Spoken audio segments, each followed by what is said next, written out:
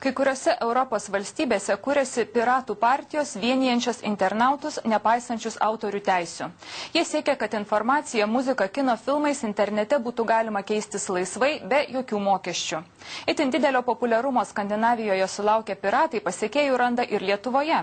Idėja įkurti tokią partiją vienyje apie 100 žmonių. Visi jie bendrauja internetu ir vienas kito nepažįsta. Kad galėtų tapti partiją, reikia surinkti mažiausiai 1000 bendraminčių parašų. Erst kürzlich haben wir herausgefunden, Vokietijoje gyvena apie 82 milijonus nežinomų teroristų. Tu esi vienas iš jų. du bist einer davon.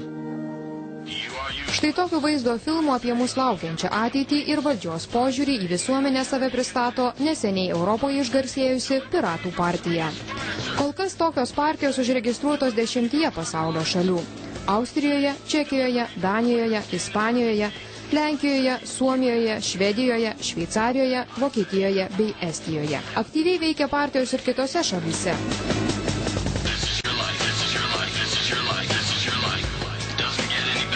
Lietuvoje Piratų partija vienyje apie 150 bendraminčių. Daugiausia tai programuotojai, informatikai, tinklaraščių kūrėjai. Pasivadinti kažkokiais kovotojais už informacijos laisvę, ar tenai laisvas internetas, laisvas žmogus, tai viskas gaunasi labai neapibrėžta. Ir, nieko konkrečiai nepasako. O čia viskas aišku. Jeigu tu keitiesi informaciją internete, reiškia tu piratas. Jeigu tu nesikeiti, reiškia tu ne piratas. Jeigu tau nepatinka tie žmonės, kurie keičiasi, reiškia tu antipiratas. Tai, žodžiu, patys mums priskiria šitą pavadinimą ir mes jo ir naudojamės. Pasak Laurino, visi besikūrenčios partijos nariai bendrauja tik internetu ir vienas kito nepažįsta. Pasivadinusieji piratais save vadina skaitmeninės kartos atstovais, o jų politinė kryptis nei kairė, nei dešinė. Partijos atstovai įvardė keletą tikslų, kurių ketina siekti, jeigu rudenį surinkus 1000 narių, jiems pavyktų įregistruoti Piratų partiją.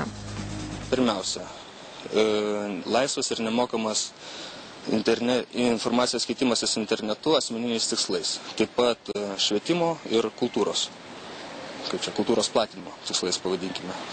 Grubiai tariant, tai yra autorinių teisių reforma. Antras tikslas tai yra patentų reforma. Trečias tikslas – privačių duomenų apsauga.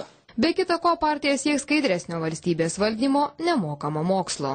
Tiesa, kol kas partija nėra pasitvirtinusi nei partijos įstatų, nei vadovybės.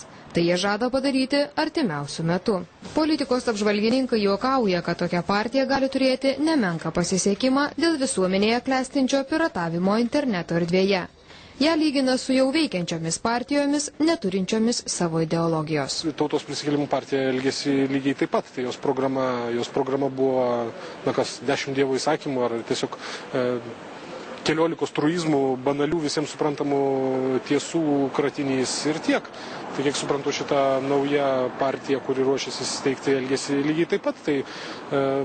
Tai tiek Piratų partija, tiek Tautos prisikėlimo partija yra, mano nuomonė, to paties medžio, to paties kamieno šakos, išaugusios tai skirtingais laikotarpiais ir viena galbūt yra tik tai juokingesnė ir keistesnė už kitą. Tiesa, kol kas partija nėra patvirtinusi nei partijos įstatų, nei vadovybės. Tai jie žada padaryti artimiausių metų. Kur kas sėkmingiau Piratų partijai pavyko įsikurti Estijoje. O štai Švedijoje ši politinė jėga įsikūrė prieš 3 metus ir šiemet surinkusi daugiau nei 7% rinkėjų balsų sugebėjo laimėti vietą Europos parlamente.